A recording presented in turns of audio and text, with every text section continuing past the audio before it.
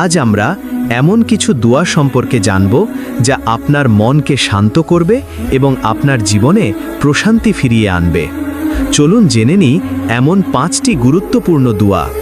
1. ইস্তিগফার। যে কোনো দুশ্চিন্তা থেকে মুক্তির জন্য সর্বপ্রথম এবং সবচেয়ে কার্যকর উপায় হল আল্লাহর কাছে ক্ষমা চাওয়া। 2.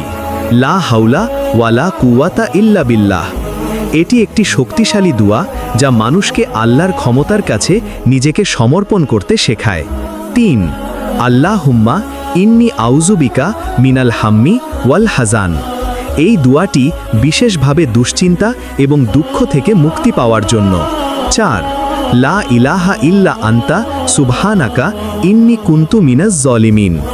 এই দোয়াটি নবী ইউনুস আলাইহিস সালাম মাছের পেটে পাঠ করেছিলেন। এটি যে কোনো কঠিন পরিস্থিতিতে মুক্তির জন্য অত্যন্ত কার্যকর। 5. হসবুন আল্লাহু ওয়া নি'মাল ওয়াকিল। যখন আপনি কোনো কিছু নিয়ে অস্থিরতা বা ভয় অনুভব করেন, তখন এই দোয়াটি আপনাকে মনে করিয়ে দেবে যে আল্লাহই আপনার জন্য যথেষ্ট।